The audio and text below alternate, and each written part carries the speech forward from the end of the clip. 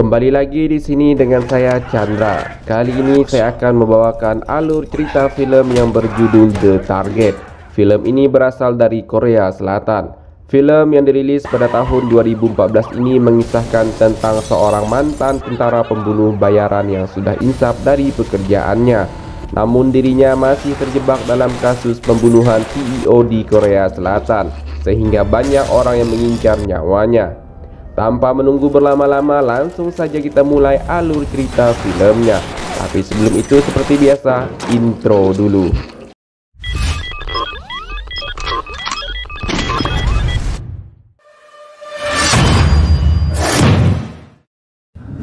Terlihat seorang laki-laki sedang lari dari kejaran orang-orang yang ingin membunuhnya. Laki-laki ini bernama Yohun, seorang mantan tentara pembunuh bayaran. Dirinya diincar oleh banyak orang karena dianggap terlibat dalam pembunuhan seorang CEO ternama di Korea Selatan. Dalam aksi pelarian Yohun, dirinya mendapat tembakan serius dari orang-orang yang mengejarnya.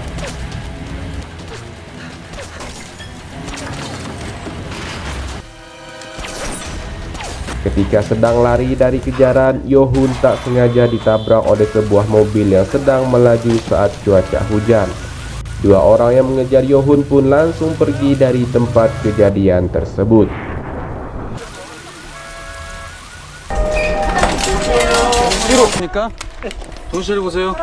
Yohun yang tidak sadarkan diri pun langsung dibawa ke rumah sakit untuk mendapatkan pertolongan pertama. Di rumah sakit, Yohun ditangani oleh seorang dokter bernama Taejun. Taejun kaget melihat Yohun ada luka tembakan di badannya. Karena sepengetahuan Taejun tadi, pasien ini dibawa ke rumah sakit karena mengalami tabrakan. 선생님. Dari rumah sakit, kita pergi ke rumah Taejun. Terlihat dirinya sedang masak untuk istri tercintanya yang sedang hamil. Istri Taejun bernama Hiju.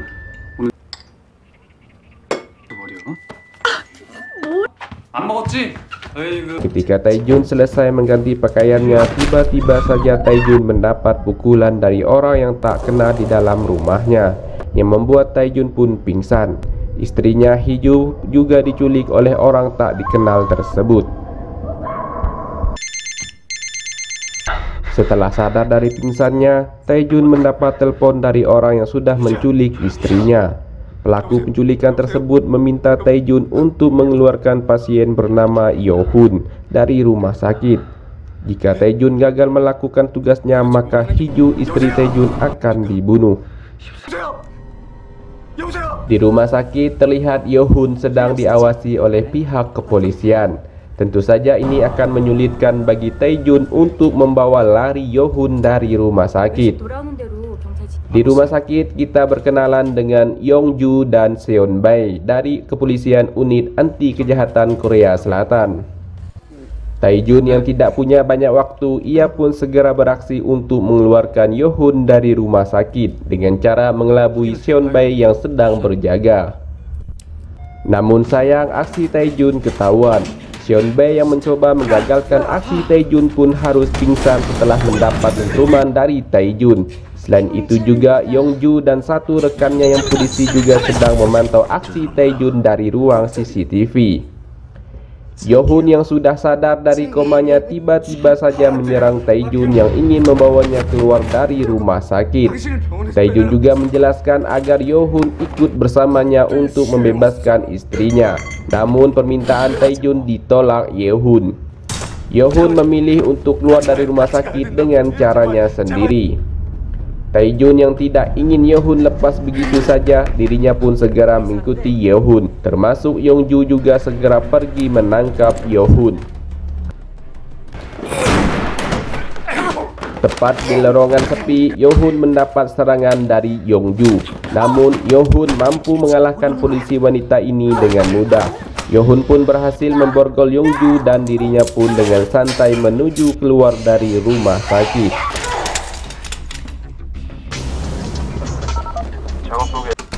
Di kantor kepolisian, Yongju dimarahi atasannya karena gagal mengawasi Yohun dan kasusnya pun diserahkan ke Songgi, seorang kepala tim penyidik umum. Yongju sempat menolak kasus yang ditanganinya diambil oleh divisi lain, namun atasannya mengatakan ini adalah perintah. 이번 사건도 강수대로 넘어가는 거. Kembali ke Yohun yang sudah berhasil kabur dari rumah sakit. Terlihat dirinya sedang mengobati luka tembak yang ada di perut sebelah kirinya. Di tempat lain, penculik istri Taejun sedang menelpon Taejun untuk menanyakan keberadaan Yohun. Istri Taejun yang mendengar penculik itu menelpon suaminya pun berteriak. Namun penculik itu dengan cepat menutup mulut Hiju. Karena dianggap mengganggu, Hiju pun dikurung kembali oleh penculik tersebut. Penculik tersebut meminta Taejun membawa Yohun ke shopping mall. Di tempat shopping mall, penculik itu berhasil menodong Taejun dengan sebuah pisau. Namun Taejun berhasil melepaskan diri. Taejun pun berusaha menangkap penculik itu yang segera kabur. Tanpa sepengetahuan Taejun, terlihat juga ada dua orang yang tak dikenal berlari untuk menangkap Taejun. Aksi saling kejar di shopping mall pun membuat orang-orang pada panik. Dalam pengejarannya, Taejun sempat berhasil menangkap penculik itu. Namun si penculik berhasil melepaskan diri dan langsung melompat ke bawah. Sedangkan dua orang yang tak dikenal yang mengejar Taejun tadi langsung membawa Taejun ke mobil. Di mobil, dua orang itu mempertanyakan di mana keberadaan Yohun yang sempat kabur dari rumah sakit.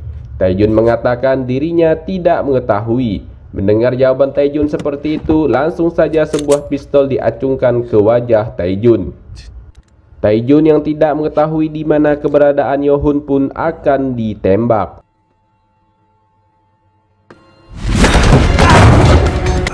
Namun tiba-tiba saja dari belakang dua orang yang tak dikenal itu mendapat serangan dari Yohun. Berhasil mengeluarkan Taejun dari dalam mobil, mereka berdua segera kabur melarikan diri dari kejaran dua orang tak dikenal tersebut.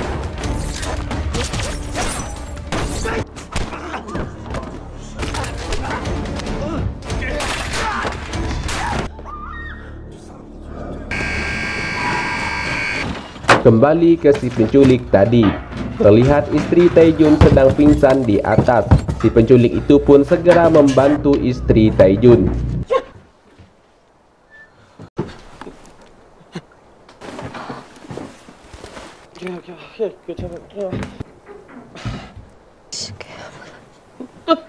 Melihat si penculik itu bertingkah aneh, istri Taejun pun menanyakan apa yang sebenarnya terjadi.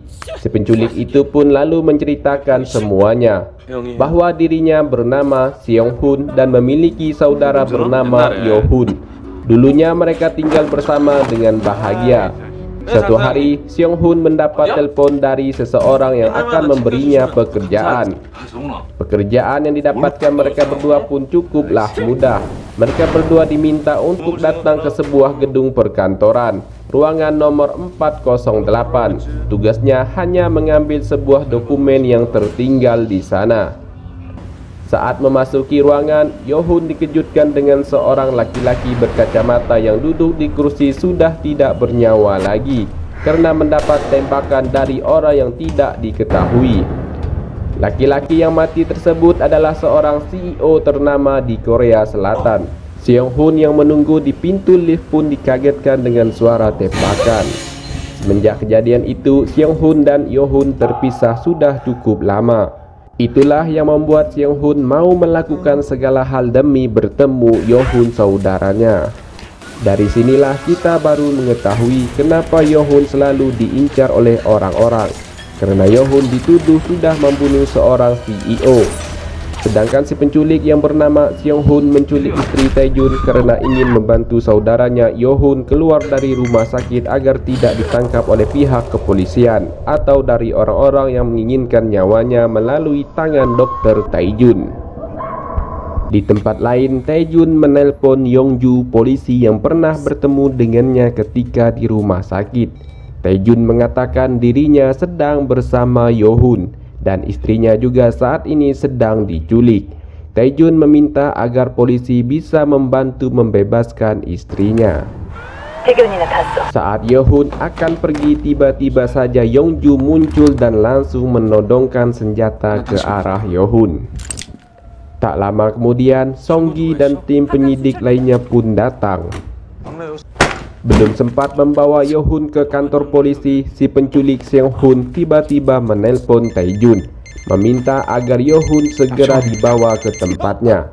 Belum selesai berbicara, Yong-ju langsung mengambil handphone tersebut dari tangan Tae-jun dan menanyakan di mana keberadaan istri Tae-jun.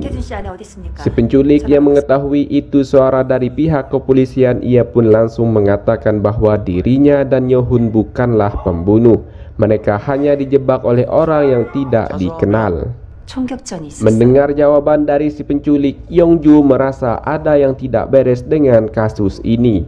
Dirinya pun meminta kepada Songgi untuk membuka kasus ini secara terbuka.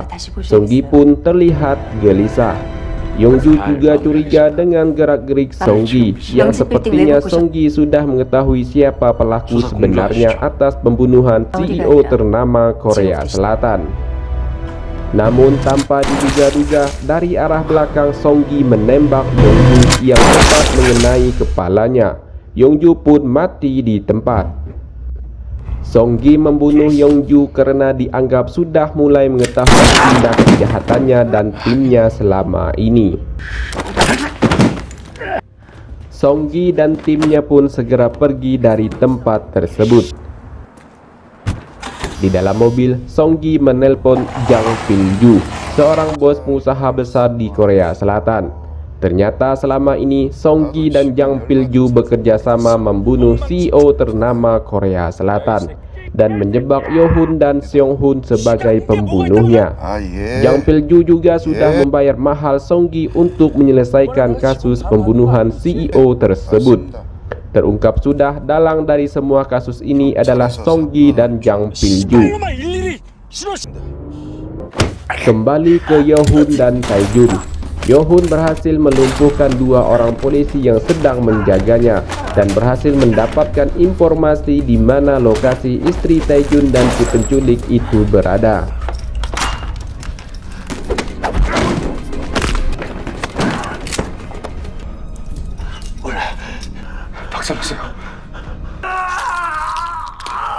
Tae-jun dan Yohun kalah cepat dari Songgi dan timnya datang ke lokasi istri Tae-jun dan si penculik itu berada. Songgi yang tiba duluan berhasil membawa istri Tae-jun dan membunuh si penculik Seong-hun. 야, 서류 한. 내 눈 봐. Kematian Seong-hun membuat Yohun untuk menuntut balas kepada Songgi dan timnya. Tae-jun juga akan berusaha menghadapi Songgi demi membebaskan istrinya dari tawanan Songgi dan timnya. Aksi balas dendam pun dimulai dengan mencari Jang Pil-ju di markas persembunyiannya. Berdasarkan informasi yang didapat Yohun, Jang Pil-ju ikut terlibat dalam kasus ini. Sebelum menemui Jang Pil-ju, Yohun harus terlebih dahulu baku hantam dengan anak buah Jang Pil-ju.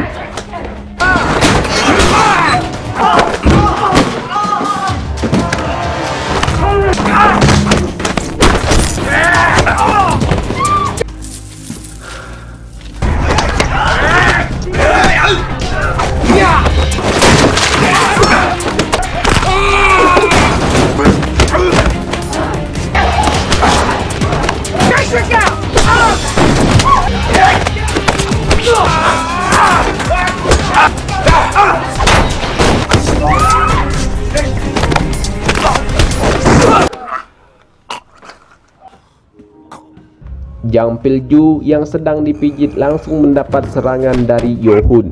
Sebelum menginterogasinya, Yohun terlebih dahulu menyiksa Jang Pil-ju. Dari hasil interogasi diketahuilah jika Jang Pil-ju dan Songgi bersekongkol untuk mengkambing hitamkan Seong-hun atau si penculik istri Tae-jun dalam kasus pembunuhan CEO ternama Korea Selatan, termasuk yang memerintahkan Seong-hun dan Yohun untuk mengambil dokumen ke sebuah gedung pada malam itu yang berakhir dengan penjebakan pembunuhan adalah perintah Songgi dan Jang Pil-ju. Diketahui juga Songgi dan timnya lah yang sudah membunuh seorang CEO ternama Korea Selatan itu dengan alasan untuk mendapatkan banyak uang. Orang-orang yang mengejar Yohun selama ini pun adalah orang-orang suruhan dari Songgi. Tanpa sepengetahuan Yohun, ternyata Taejun sudah berada di kantor polisi terlebih dahulu untuk membebaskan istrinya. Dari markas Jangpilju, Yohun pun segera menuju ke kantor polisi untuk mencari Songgi lalu membunuhnya dan timnya di sana, serta menyelamatkan Taejun dan istrinya.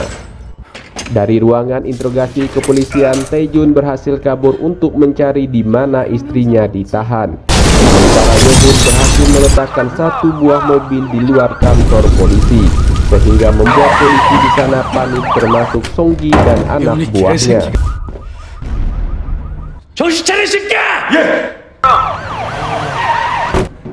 Yohun juga berhasil masuk ke kantor polisi dengan menabrakkan mobilnya ke dalam ruangan polisi. Songgi dan anak buahnya pun panik dan beberapa kali melakukan penembakan ke arah mobil Yohun.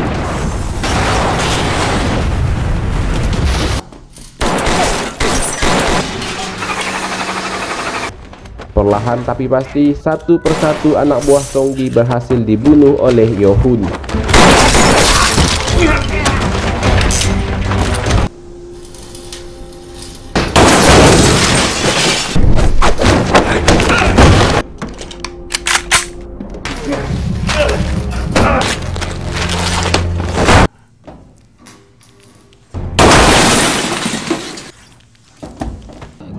Di luar kantor polisi, Seonbae menemukan beberapa foto kejahatan Songgi dekat mobil polisi yang diledakkan oleh Yohun tadi. Di kamar mandi, terlihat istri Taejun sedang digantung oleh anak buah Songgi yang perempuan. Untung saja Taejun dan polisi wanita anak buahnya Yongju segera datang menyelamatkan istrinya Taejun.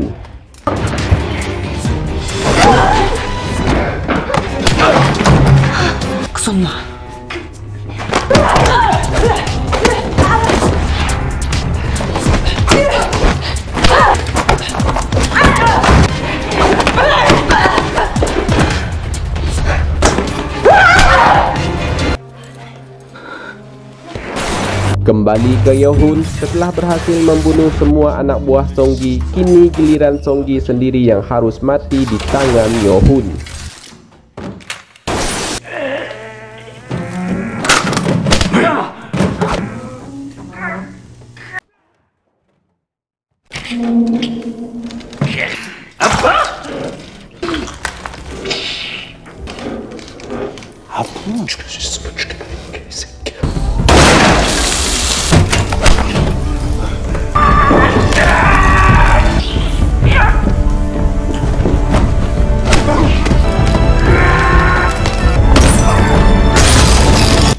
Saat sedang menghajar Songgi, Seonbae dan rekan polisi lainnya pun datang untuk menghentikan aksi Yohun.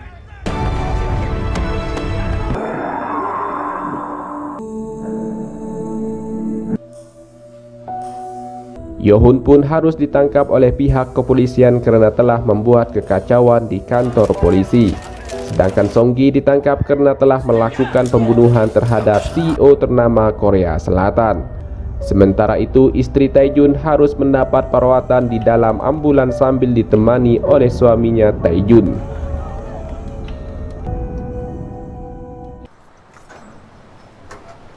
Empat tahun kemudian, Yohun bebas dari penjara.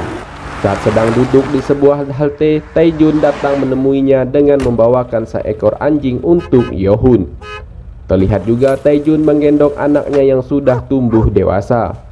Yohun yang melihat itu pun merasa senang karena anak yang dikandung istri Taejun dulu bisa selamat. Istri Taejun juga keluar dari dalam mobil untuk mengucapkan terima kasih.